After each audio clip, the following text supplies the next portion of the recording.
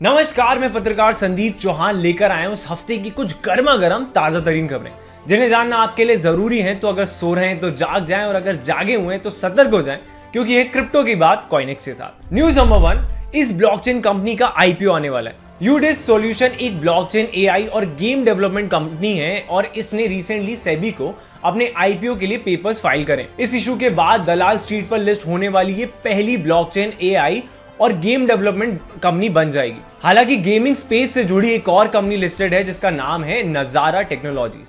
Draft papers के according ये issue entirely 27,17,600 equity shares की सेल कंसिस्ट करता है, पर इसमें से 1,36,800 इक्विटी शेयर्स मार्केट मेकर्स के लिए रिजर्व रहेंगे। अब आईपीओ से आने वाले फंड्स का यूज कंपनी नए प्रोडक्ट्स और टेक्नोलॉजी एनहांसमेंट, ब्रांडिंग और मार्केटिंग में करेगी और साथ ही ये दूसरी टेक्नोलॉजी कंपनीज को भी एक्वायर करेगी। 2011 में इनकॉर्पोरेट यूडिस का हेडक्वार्टर अहमदाबाद गुजरात में और इनकी टीम में 400 एम्प्लॉइज हैं। न्यूज नंबर 2, क्रिप्टो इंडस्ट्री का मोस्ट वांटेड फाइनली अरेस्ट हो गया। The most wanted man in crypto almost एक साल से रन पर होने के बावजूद अब फाइनली अरेस्ट हो गया।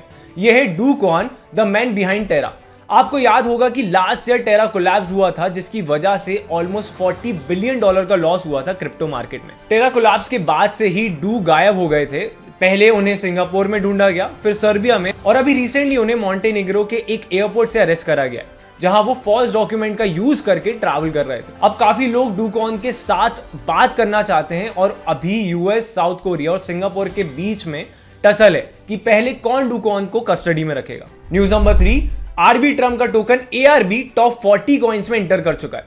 आरबी ट्रम्प का नेटिव टोकन एआरबी अपने एयर ड्रॉप के बाद अब top 40 most valuable crypto currencies की लिस्ट में आ गया है।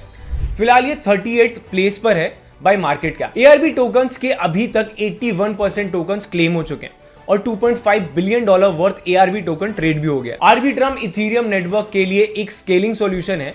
इसका एम ट्रांजैक्शन को मेन ब्लॉकचेन की जगह साइड ब्लॉकचेन पर सेटल करके इथीरियम ब्लॉकचेन को चीपर और फास्टर बनाना है। ये क्विक ट्रेड्स करने वाले लोगों के लिए काफी यूजफुल है, खास करके डिसेंट्रलाइज्ड फाइनेंस के वर्ल्ड में। न्यूज नंबर 4, यूएई भी अब अपना सीबीडीसी ला रहा है। यूनाइटेड अरब एमिरेट्स भी अब अपना सीबीडीसी लाने वाला है और यूएई के सेंट्रल बैंक ने अनाउंस करा है कि इसका फर्स्ट फेज वो मिड 2024 तक कंप्लीट करने का एक्सपेक्ट कर रहे हैं, जिसमें प्रूफ ऑफ कंसेप्ट के साथ होलसेल और रिटेल सीबीडीसी होगा। सेंट्रल बैंक ऑफ यूएई ने G42 क्लाउड के साथ एंगेजमेंट के बारे में भी रिवील करा। G42 क्लाउड, जो कि रीजन का क्लाउड प्लेटफॉर्म है, New York based blockchain firm R3 के साथ मिलकर इंफ्रास्ट्रक्चर और टेक्नोलॉजी प्रोवाइड करेगा। डिजिटल दिरहम का फर्स्ट फेज 12 से 15 मंथ्स में कंप्लीट हो जाएगा और इसमें 3 मेजर पिलर्स होंगे। First pillar ongoing project M bridge का सॉफ्ट लॉन्च होगा, जो कि यूएई ने क्रॉस बॉर्डर पेमेंट्स और मल्टी सीबीडीसी ट्रांजैक्शन के लिए bank for international settlements BIS, central banks of Hong Kong,